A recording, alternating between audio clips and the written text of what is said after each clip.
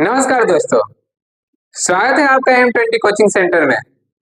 तो आज हम लोग जो है मगध पर राज करने वाले राजवंशों के बारे में जो है पढ़ने जा रहे हैं कि मगध पर कौन कौन से राजवंशों ने शासन किया था।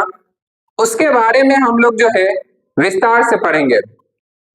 महाभारत और पुराणों से यह जानकारी मिलती है कि सबसे पहले जो मगध पर बृहदत्त राजवंश का जो है शासन था। बृहदत्त राजवंश के सबसे शक्तिशाली और प्रतापी जो राजा थे जरासंध था। कौन था? जरासंध। जरासंध पूरे भारत को जो है मगध में मिलाना चाहता था, पर उसकी रणनीति जो है काम नहीं आई। मल्ल के युद्ध में जो है जरासंध जो है भीम के हाथों जो है मारा गया था। तो ये जो है आपको महाभारत और जो है पुराणों से जानकारी मिलती है। लेकिन ऐतिहासिक काल के अनुसार देखा जाए तो भारत पर मगध पर जो है सबसे पहले जो है हर्यक राजवंश का जो है शासन था।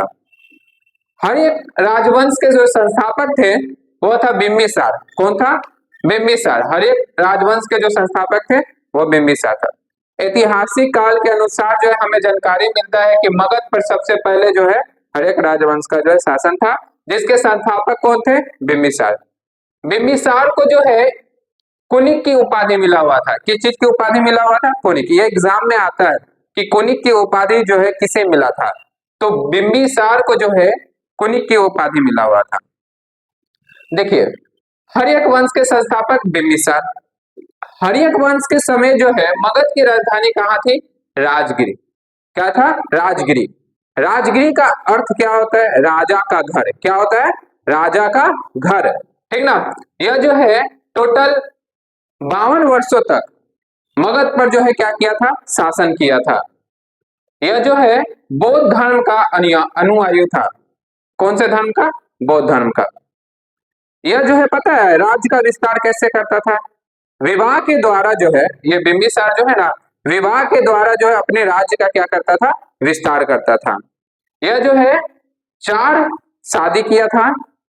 पहला था आपका महाकौशला, दूसरा था चेलना, तीसरा क्षेमा, और जो चौथा शादी किया था वो अम्रपाली से। तो ये विवाह के द्वारा जो है देखिएगा यहाँ पे लिखा हुआ है, विवाह के द्वारा जो है राज्य का क्या करता था?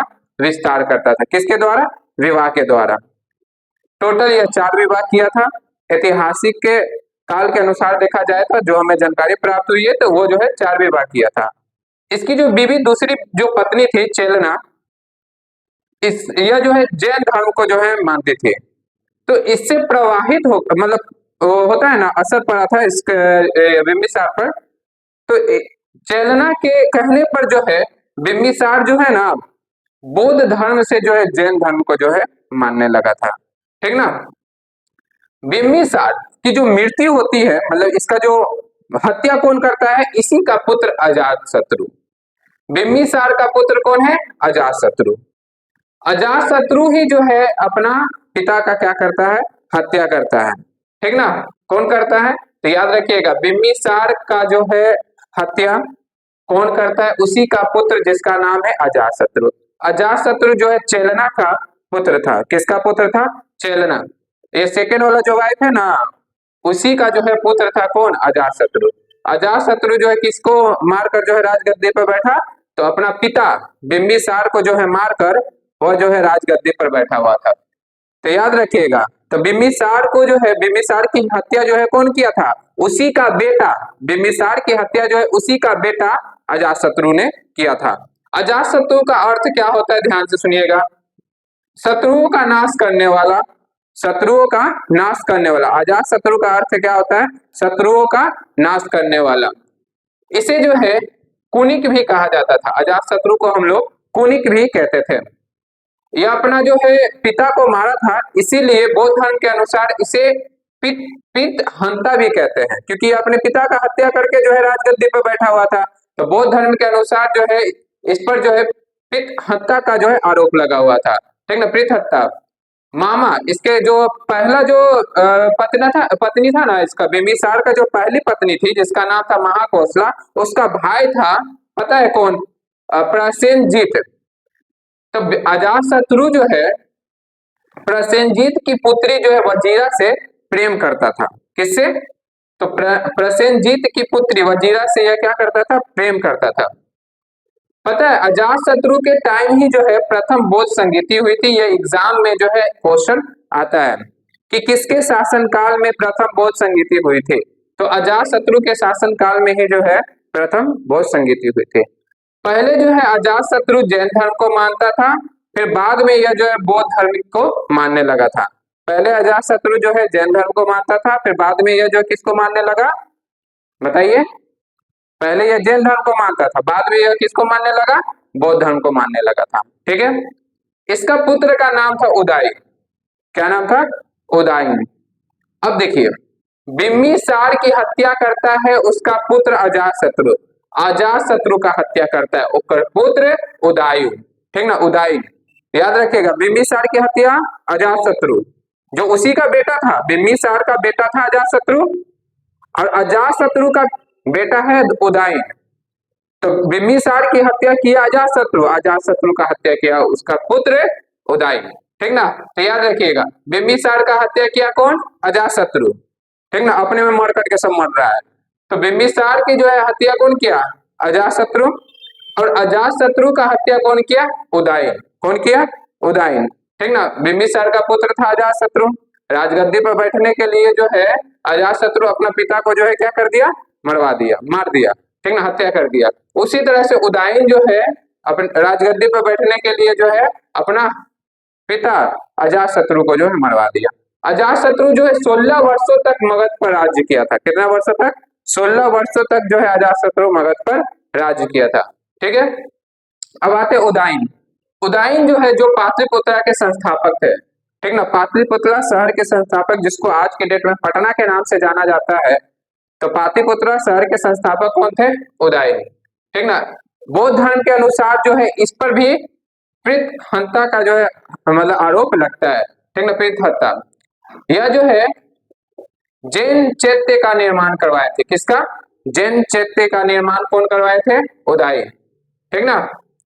और देखिए, इसका हत्या कौन करता है? एक अनजान व्यक्ति जो है, एक अनजान व्यक्ति जो है उदयन को मार चाकू का हत्या कर देता है। मतलब चाकू मार मार के जो है उदयन का हत्या कर देता है कोई अनजान व्यक्ति। ऐतिहासिक काल में उसका कोई जिक्र नहीं है कि कौन इसको मारकर जो है हत्या किया था, कोई जिक्र नहीं है। तो इसका बेटा है नागदशक। ठीक ना? इसका बेटा कौन है? नागदशक।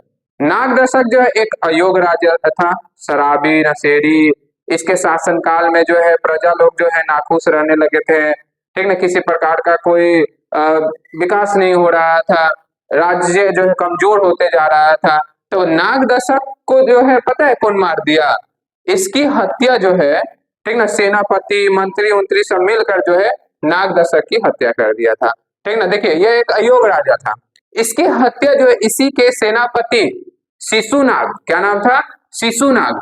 शिशुनाग ने जो है नागदशक की जो है हत्या कर दिया था। सेनापति और सब मिलकर इसकी हत्या कर दिया।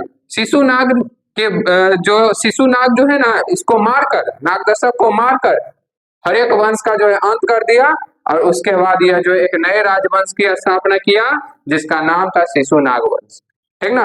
तो यहाँ से क्वेश्चन बनता है कि शिशुनाग वंश के संस्थापक कौन थे? तो शिशुनाग। और हर्यक वंश के जो संस्थापक कौन थे? तो बिम्बिसार। बताइएगा, बिम्बिसार को मारा कौन? बिम्बिसार को मारा उसी का पुत्र अजातशत्रु। और अजातशत्रु को मारा कौन? उसी का पुत्र उदयन। और उदयन को मारा कौन? कोई अनजान व्यक्ति आया, मार चाकू के जो है गर्दा उड़ा दिया। तो उदयन को मार दिया कोई अनजान व्यक्ति। उदयन का बेटा था नागदशक।